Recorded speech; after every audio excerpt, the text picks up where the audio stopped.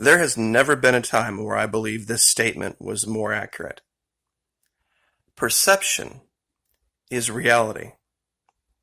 As people perceive a thing to be, so is it thus, regardless of what the real truth is.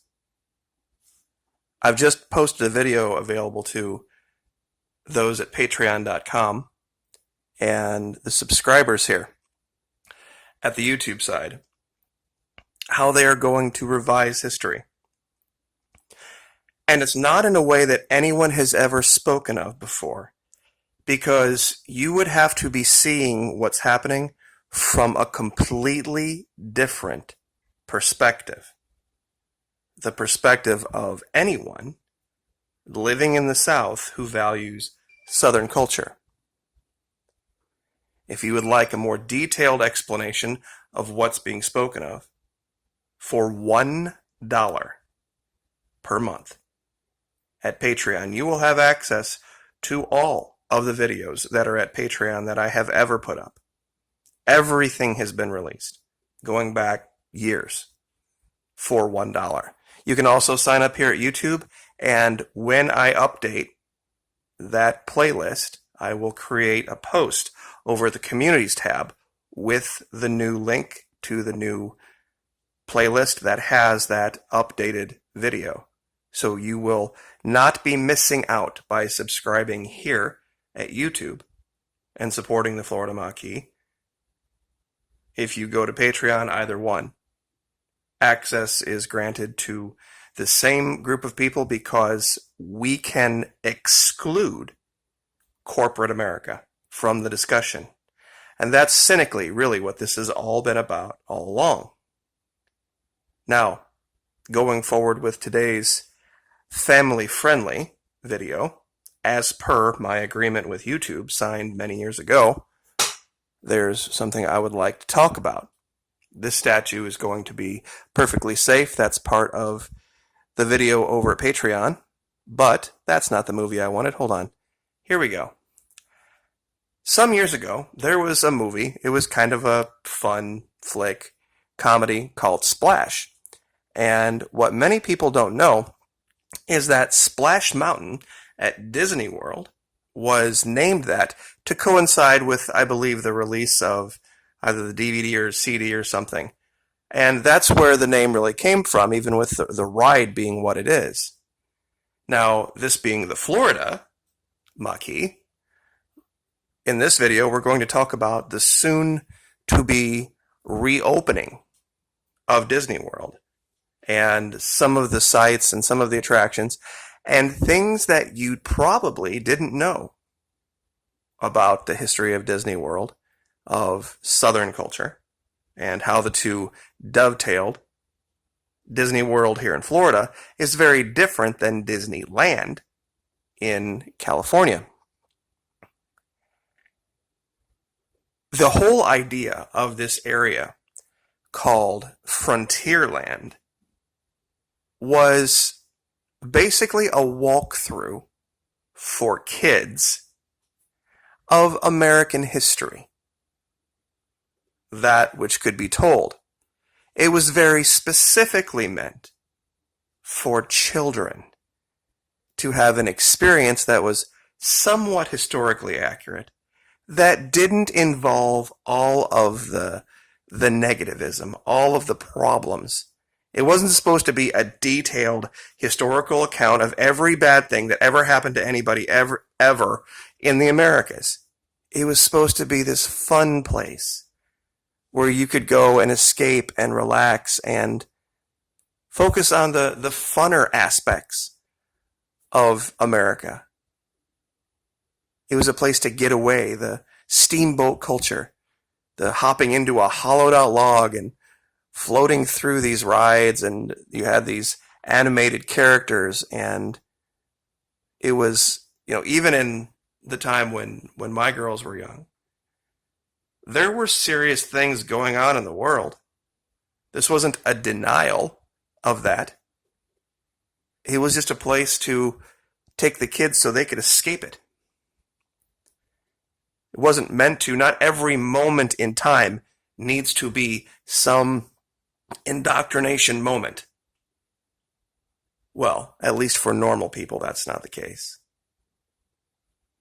For some, everything has to be about them. And how many times has this channel talked about narcissism, where people get up and walk around and look around, make everything be about them and their life, when Disney was exactly the opposite. And I should say is the opposite. They're reopening in July, and there's, of course, going to be a phased reopening. But I would highly, highly, highly recommend visiting Splash Mountain, because I don't know how much longer it's going to be as it is. I really don't. If Disney falls prey to those who want to make everything about real life, then I don't know. I mean, people like to find the negative they can in everything, but Disney's been around since I was a kid. And I remember the times we came here and how much of an escape it was.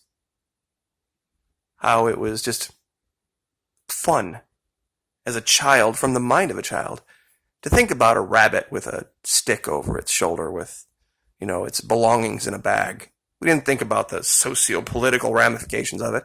And if we're doing that to our kids, who are we? Who are we? You watch, this will be next, the Frontierland Shooting Arcade. But there were versions of this that never made it off of the drawing room floor, I guess. This is one version. Tom Sawyer Island, Rivertown, Indian Village. All sorts of different ideas were put out, and some were kept and some weren't. But it was something that was always meant for children to have a place to escape and enjoy, and their parents could bring them, and they didn't have to worry about the outside world, at least for a week or two.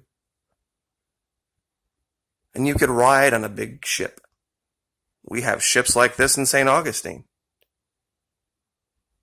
that you can go take a ride on and hear about history. Thank goodness nobody's gone after them.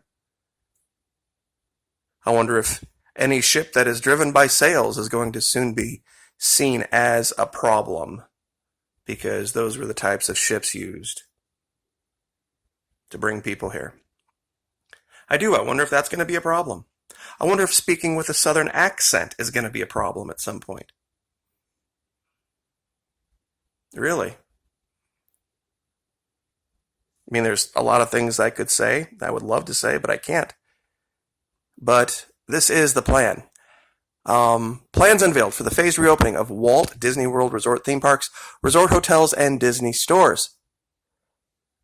Throughout these past few months, we've been touched by the outspring of support from our guests and fans around the world who shared their favorite Disney memories and even replicated their favorite attractions at home. Everyone who has ever visited a Disney theme park has their own special connection to these magical worlds and the amazing cast members who bring that magic to life.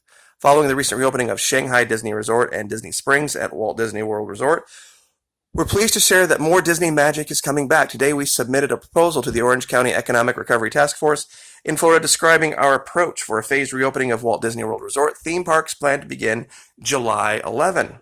That's less than a month.